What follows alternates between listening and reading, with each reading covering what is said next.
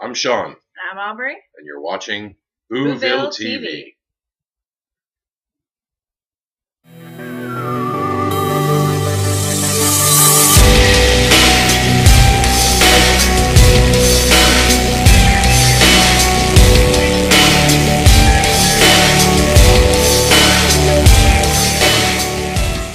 Welcome, ghouls and ghoulinas, horror fans, creepy kids, the world over. Ooh.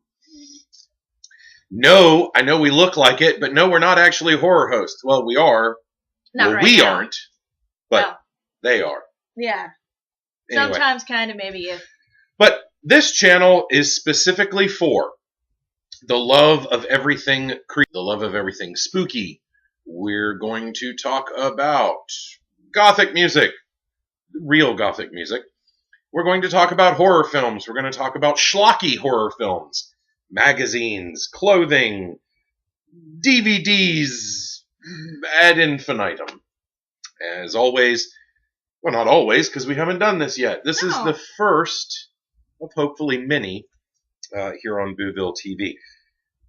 So I'm going to shut up and let my beautiful fiance and sorry, she's taken.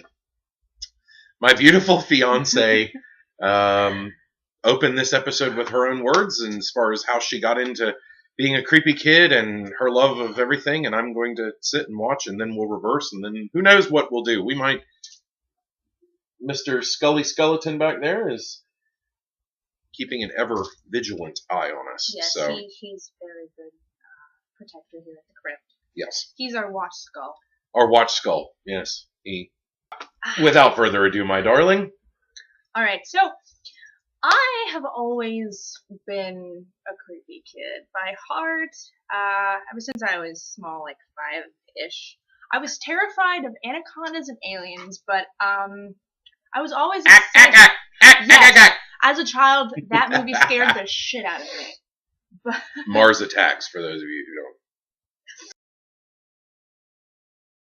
But when I was like 5 years old, I was introduced to Universal, the classic Universal monsters and horror movies, and I fell just absolutely head over heels in love with vampires and witches and creatures. But and Mr. Vincent Price. No, of course. We'll talk about the future later. Weird kind of fetish thing she's got going on with the creature. Oh, yeah, totally. Not so much kaiju tentacle monsters, but that's a whole other video. We'll just get back to that. Anywho. So I was just always obsessed with vampires and creepy things and death and the weird things. But I also wanted to be a princess. So I wanted, and no lie, So Elizabeth Bathory? Kind of. As a child, I wanted to be a vampire mermaid princess. Yeah. Because I was obsessed with vampires, mermaids, and I wanted to be a princess. I could... So... Wasn't that a movie in the 50s? Probably. And I always would make my friends, when we used to have a pool, and every time we got in the pool, I'd always make my friends pretend to be vampire mermaids with me. Every single time. But were you the only vampire mermaid princess, or were they also? No, I was the only princess. Oh, and they were just merbitches. They were just merhoes. Merhoes that. Okay. I was the only princess, and they hated me for that because I wouldn't want to play any other game except, vampire mermaids. And I kind of got a really strange reputation ever since then. Yeah, something about mermaid vampire princesses kind of tend to do that in the normie society. As I grew up, and those people that I made play vampire mermaids, they grew up to be like cheerleaders and soccer players and sports people and people that we hate, and one of them has a baby, and I just look at her Facebook sometimes and I go, ha ha, fuck you. But you're not bitter at all, No, not at all. No, not at all. But as I got older, I progressed into the creepiness that was my existence. Will forever be. Yeah. I played around with a few things, racked up my horror knowledge, got well versed in like classic movie monsters and atomic 50s films and the like, and I discovered spooky fashion to go with my spooky lifestyle. As you kind of see today, this is the fully evolved form of what I used to be. And I'm toned down. Yeah, you're toned down. Sort of toned down, but... Well, I mean, we went to dinner earlier, and I just didn't feel like getting into comfy clothes, and you did, and then, like, let's just throw on a jacket. So. Yeah, well. Whatever. Shit happens. Yeah. But. So, I mean, my spookiness progressed, and now I am the Queen of Darkness that you see today. Mm-hmm. The gorgeous, most beautiful Queen of Darkness that somehow I have the privilege and honor of having. Well, I feel honored. I remember Chiller Theater, and I remember the Monster Mash movie matinee that came on Saturdays in Jacksonville, Florida, on really? I don't even remember what station. WAWS, Channel 30, which is now a Fox affiliate. Ooh, you killed Firefly. I'm still pissed at that. And lots of things. Yeah, and lots of things. But Saturday mornings, for me, and most kids growing up in the 70s and 80s, Saturday morning meant two things. One, that is cartoon day. That is the one day of the week that you wake up at 4 o'clock in the morning and go sit in front of the big, huge Zenith television set that had a wood frame and the little knob with your bowl of Count Chocula. And you sat and you watched the cartoons. Well, the cartoons were fine and dandy. When Soul Train came on, it was time to go outside and play.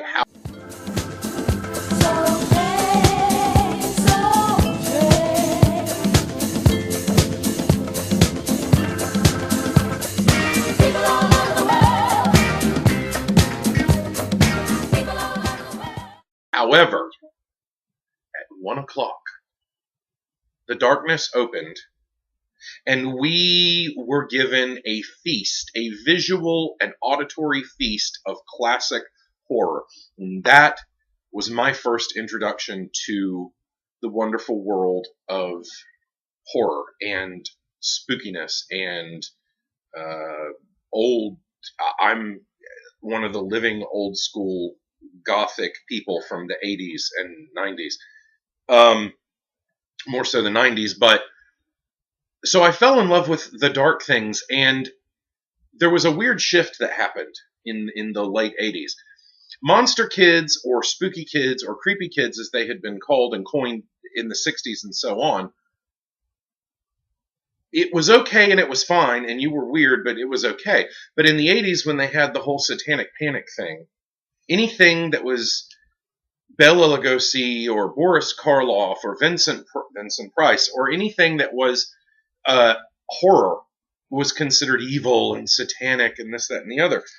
And so there was a great period of time where dressing and looking like this was really sort of a no-no. And it kind of still is, but... Yeah. So anyway, moved on. My love of...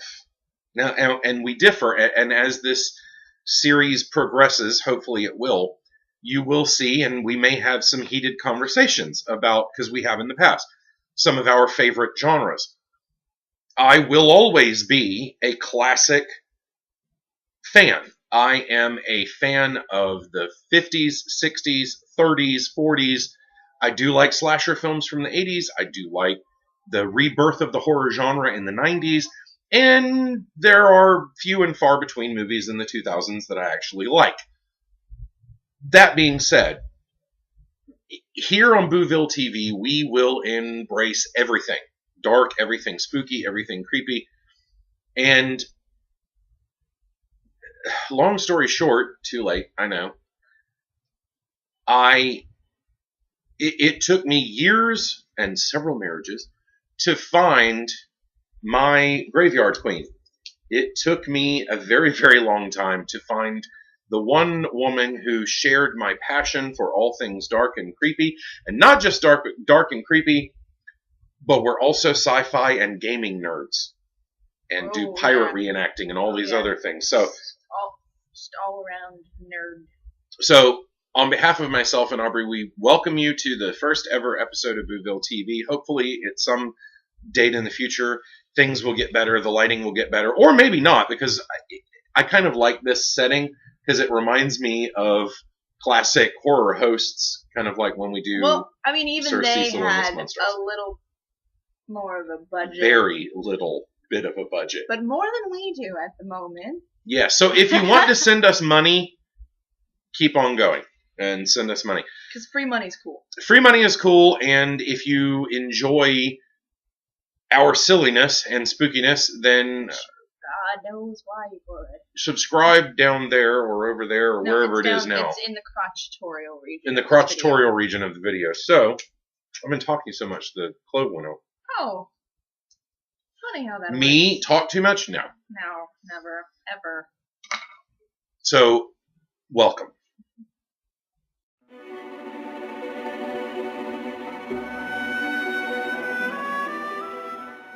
Welcome back to BooVille TV. Granted, we didn't really have a message from our sponsors because we don't have any sponsors. Nope. And it's YouTube, so we don't have commercials. We're going to move into the review section and review of items. This will be a regular feature. Among other things, reviews of movies, our bickering back and forth about different movies. And if we're lucky, we might actually get to interview some people. That is the goal. Yeah. Now, I mean, if I was someone else, I wouldn't want us to interview. If I was someone else, I wouldn't want us to interview either. With maybe, well, Unless they paid me, I wouldn't want us to interview me. If that makes sense, right? That makes sense. So without further ado, moving on, our beautiful darkened Queen Aubrey has a review. Yes, you have to go first. Because I've got you have a few things, not a lot, but a few things. Okay. To review. So with that being said, duh. All right. Ever since, I could read, well, that's a lot, but for a long time, I've been really into Anne Rice's works. My favorite character has always been Claudia, and recently stopping at, what was it, like Barnes & Noble? Not Lestat, really? Well, Lestat. I mean, I know every female loves Lestat, so I can't say I love Lestat, and I'm not a female. Okay, every person... Louis retarded, but... Every person that has any sort of sexual goings-ons within them likes Lestat. So I can't say that. Okay, my second favorite... Well, yeah, kind of. My second favorite character is Claudia. She's crazy, but you understand why, and I love her. And recently, we went to a bookstore, it doesn't matter which one, and I found something really interesting. It's a graphic novel called Claudia's Story. And it's actually the art and adaptation by Ashley Marie Witter.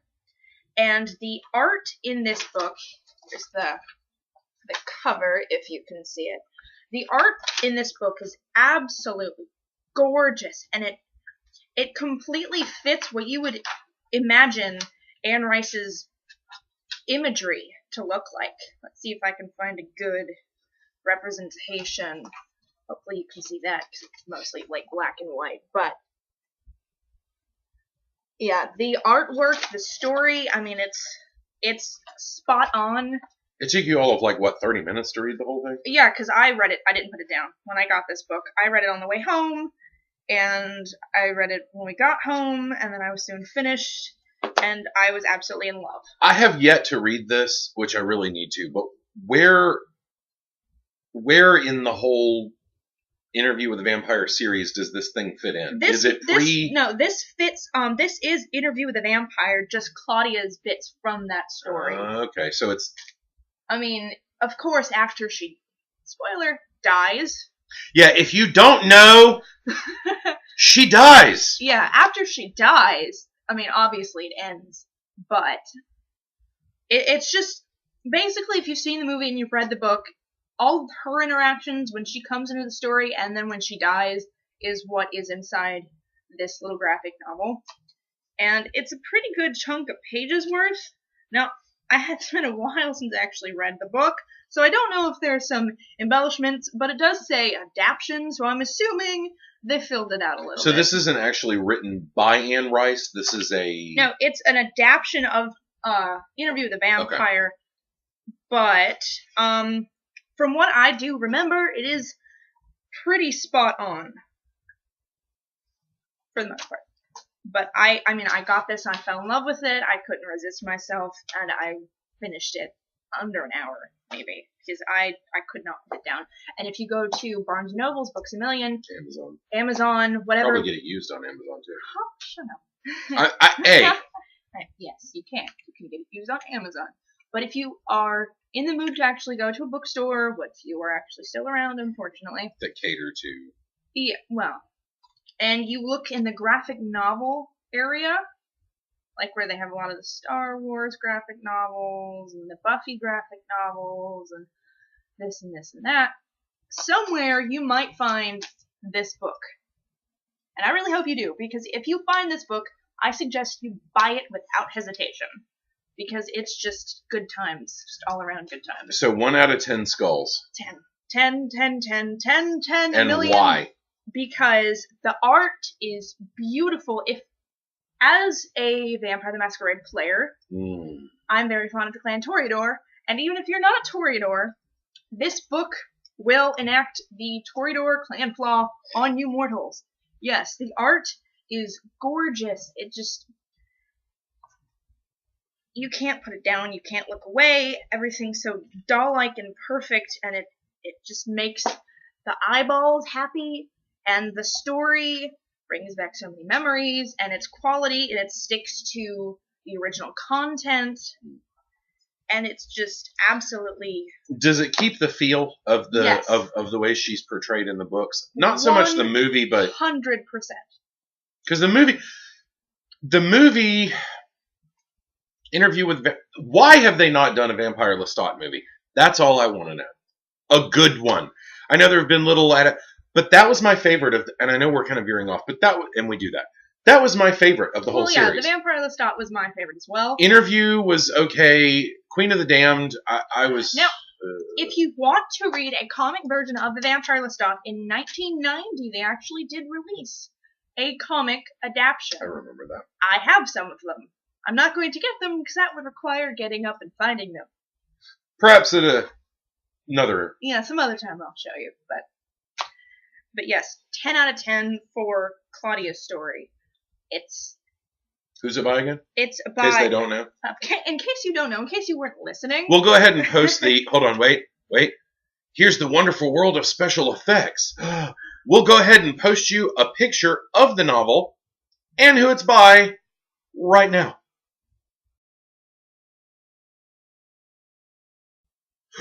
Woo, wasn't that spooky and weird and how that just happened? Yeah, it's by Ashley Marie Witter. That says Witter, right? Yeah, Witter. Twitter? Who? I didn't say. What? I don't even know her. I don't know. Twitter, I don't even... Yeah, I don't know. Anywho.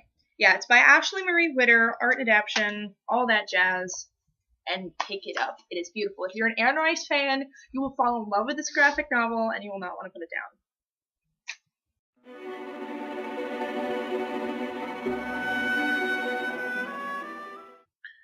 Welcome back to BooVille TV. Not that you really went anywhere, but there was the weird pause break thing in the video. I have two things to review for you. The first of which is a DVD collection that you can find in like the cheap ass bin of Walmart or on Amazon, and I'm a huge Amazon fan. 50 movies in one box set for like $5. I know you're thinking, how the hell is that possible?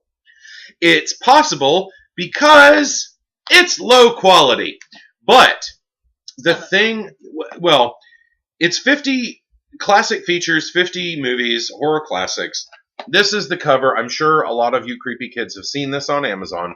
Or Walmart. Or at Walmart. And you've thought to yourself, should I really?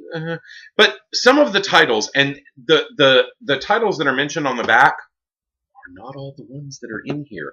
You didn't know that, did you? I didn't know that until I sat down and a couple of years ago when I picked this up, actually opened it up. The DVDs themselves are, well, kind of like us. They're cheap.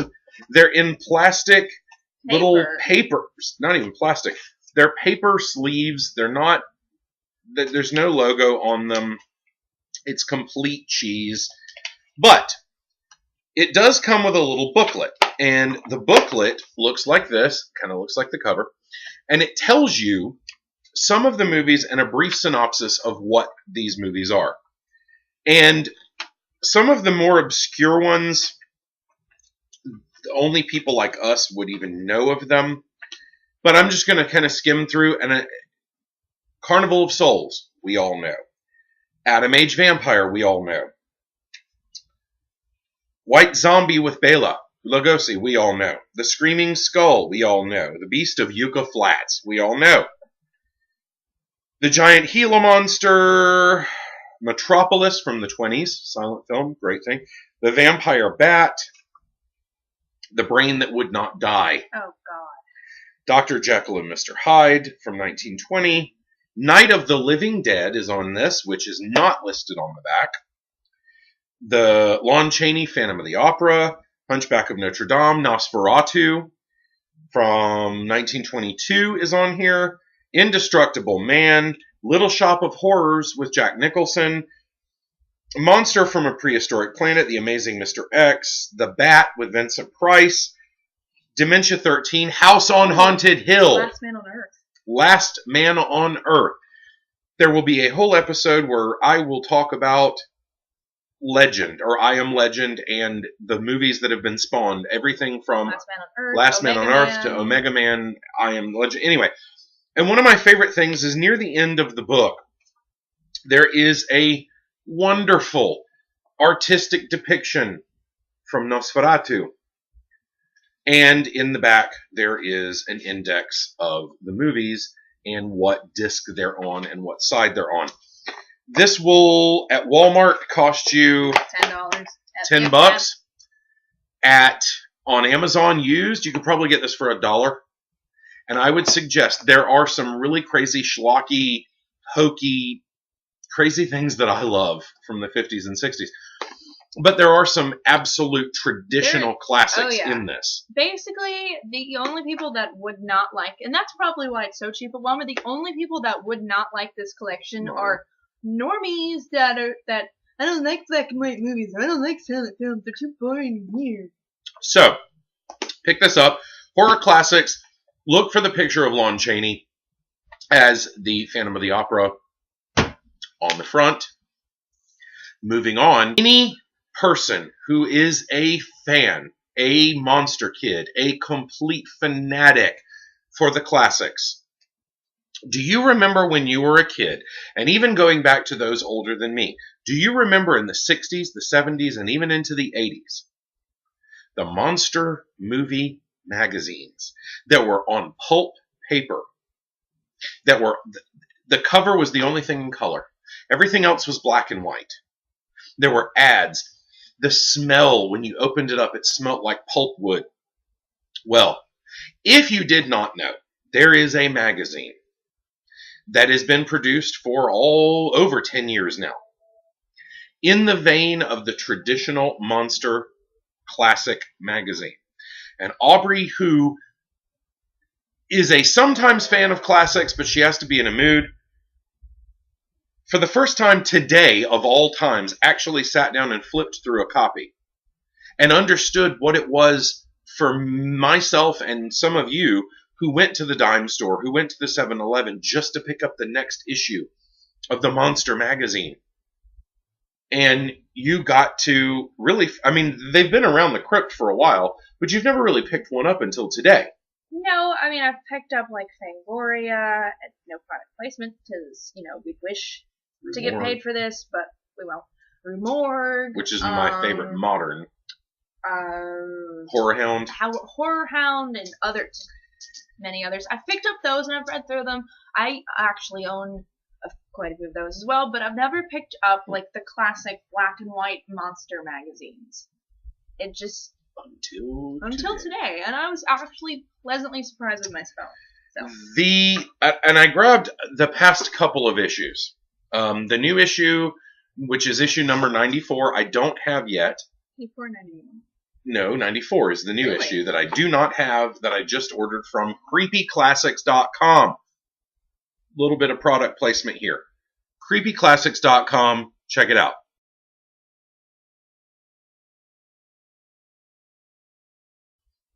Okay, welcome back. Scary Monsters magazine. I cannot. They're $9 when they come out on newsstands, or you can, in the magazines themselves, you can do a subscription. Just to show you, I mean, I'm just going to pick one.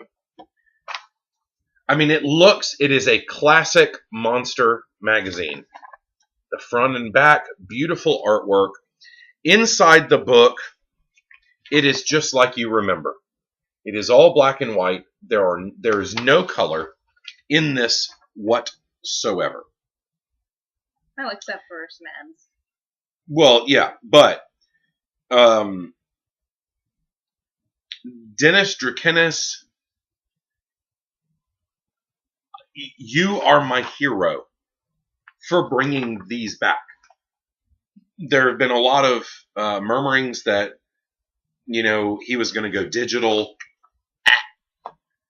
And he has at the beginning of every issue, on page number 2, right in here, he always says that he will, as long as he can, publish a true, real monster magazine that you can hold in your hands, that you can smell the pulp paper, that stuff like this isn't even produced anymore. Mm-hmm. And a steal at $9 per episode or per issue. I talked about Creepy Classics a minute ago. There's ads in the back of the magazine. There are articles. He is gearing up for issue number 100. 100 of these. They have been around for over 10 years. And this one is actually Scary Monsters 91. We are at 94.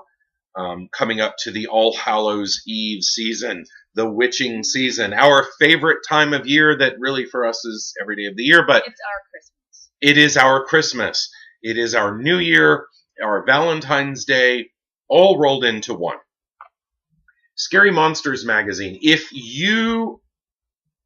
your local news seller, Barnes & Noble, Books A Million, whomever you buy magazines from, does not carry this, I beg you to burn down them.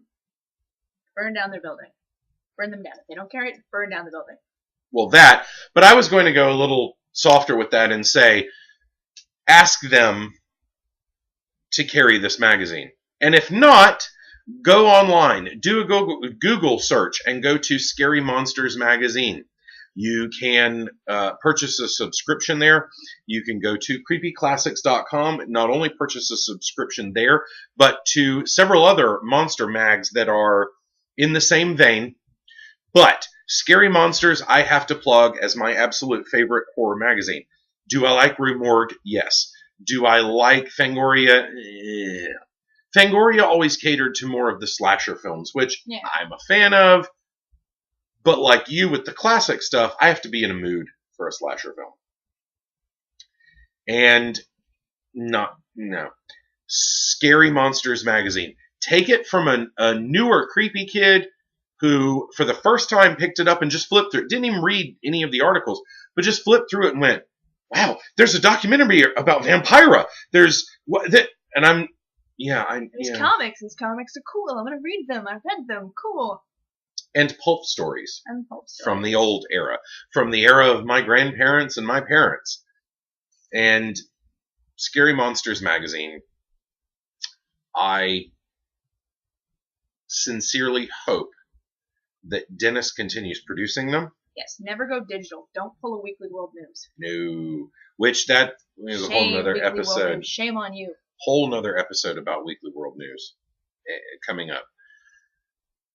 With that being said, that closes this particular segment of the reviews as far as what I have for our very first episode. You have to bear with us, or not. Don't watch if you don't care. I don't care. Back. We don't care. Whatever. Don't care. Whatever. We're doing this for our own benefit and for the benefit of people that actually. And we get to drink on camera, which is always. And cool. we get to drink on camera, and we're not under the rules of the FCC because it's the internet. Nope. So, fuck.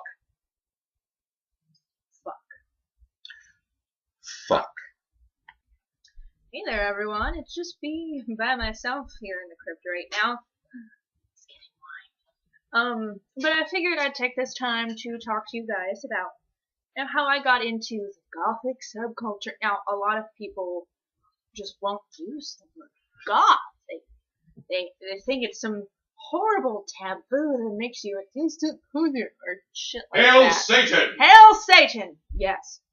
But for me, I don't mind talking about the subculture. I don't mind using the word because, I mean, labels are here for a reason. We're all just a bunch of soup cans. We need to know what kind of soup we are.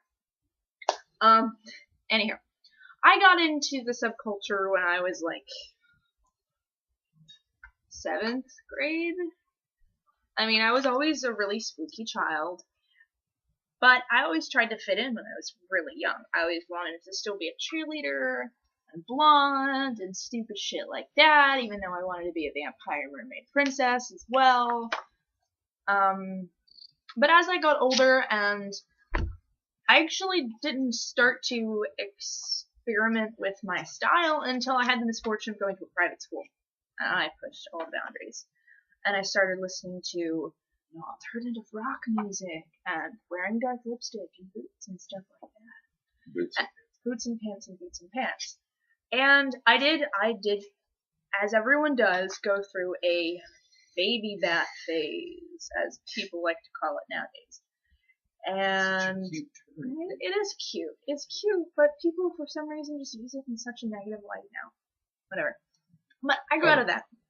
And I eventually discovered good bands. Like 13 Bats, Cemetery Girls. I personally like Eat Your Makeup. It's not. And of course, the basics like Bauhaus, Sisters of Mercy, Christian Death, Alien Sex Fiends, Susie and the Banshees, The Cure, Joy Division. I also really like Electric Hellfire Club, Clan of Dymox, Black Tape for a Blue Girl, and fun stuff like that. But I'm really at the moment, I mean, not at the moment, they aren't really new, but I really dig 13 Bats. Really dig 13 Bats. I mean, that's just on my personal top list. But of course, with the classics are always going to be up there as well. I mean, is it the? Because I know we differ on Novocaine Mausoleum as well. Yeah. Which I really like don't them. like. They them. have a really weird sound, and I like that. What is it about 13? I mean, and I'm not saying that I don't like them, but and again, this is probably the era in which I came to my full Batitude and all of that. Well, 13 Bats is like Batcave music. It's just that sound. I guess there's a difference between. I mean, there is like death rock music, traditional dark wave, and all of that kind of stuff. It just depends on preferences. And I like, 13 Bats and Cemetery Girls and stuff like that on the same level as, the classics. How could you not? Well, Susie. I mean.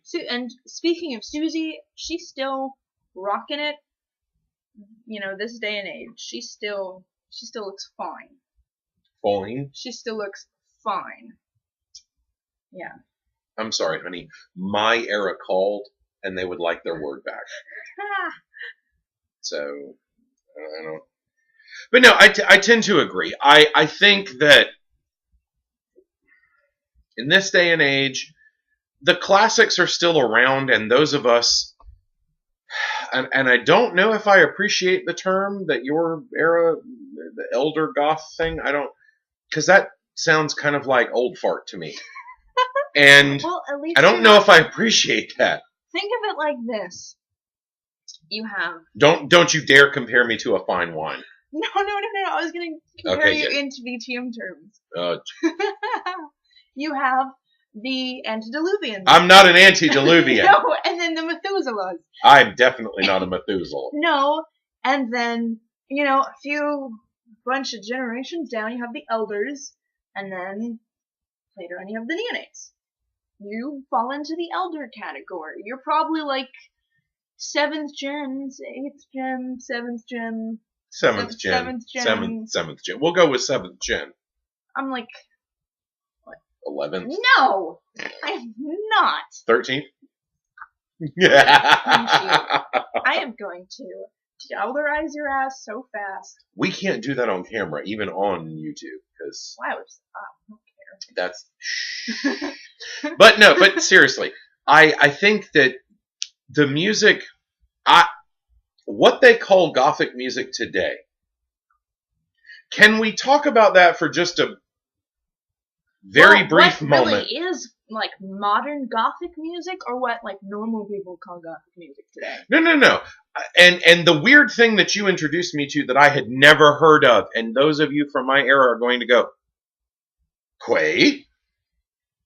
What's that crazy new goth crowd where they don't even look like us? Oh yeah, new goth. It's like hipster goth. It looks. Hold on. But they don't listen to Gothic music. Wait. Like Witch House or something. New goth looks like the next several pictures.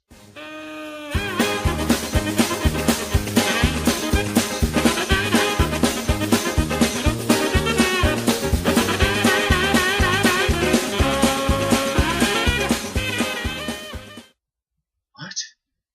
The smell of patchouli and cloves has exited your crypt. The dirt in your casket has been disintegrated because of Cat peed on it. Cat peed on your dirt. And that's your generation. My generation is younger. And younger. But I don't understand how, because you're more hep. Yeah. A little bit old there. Fuck it. I don't care. We use our own slang here in the crypt. You're more hep than they are. They're jive-ass turkeys. They are jive-ass turkeys, and they're ickaroos. But what I don't understand is how the Gothic aesthetic, the look, the genre as it was understood, and understood, they put the little precursor new in front of it to make it sound different. But why even use the name? And seriously, from someone who gets that culture, like, what would you call it? Like retarded, creepy hipster. I mean, creepy hipster. That would actually sound cooler to me. Like creepster. Creepster. That would even sound cooler. I might even recognize you as a valid subculture if you called yourself something like that. Creepster. Creepster. That's a cool term, and you heard it here first on BooVille TV. We hope that you have enjoyed the first episode of BooVille TV. And even if you haven't, it doesn't matter because we're probably still going to do this really for our own entertainment. And we don't care if you like it or not.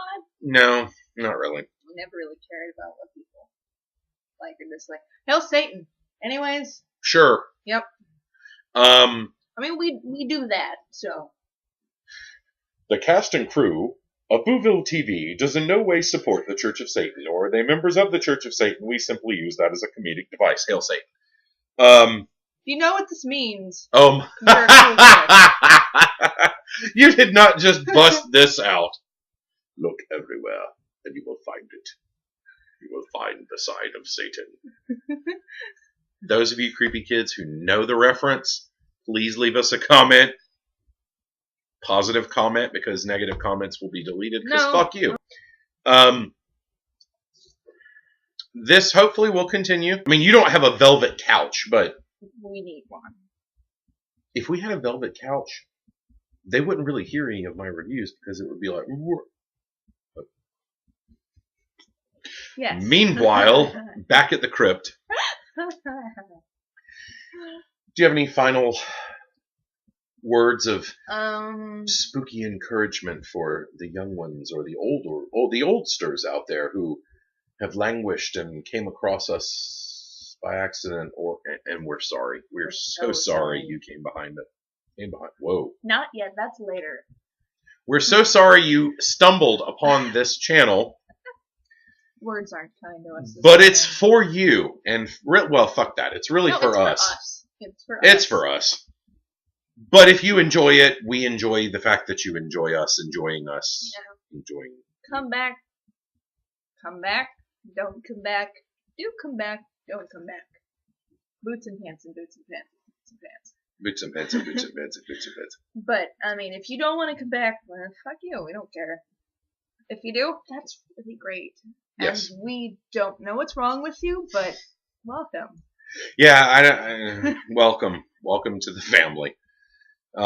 Leave us a comment somewhere down there. To have this on YouTube, you'd already have to have an email. Yeah, no, I know that. But, I mean, I'm telling them if they want to leave a comment. Yeah. All this new interwebs fangled business. Shut up.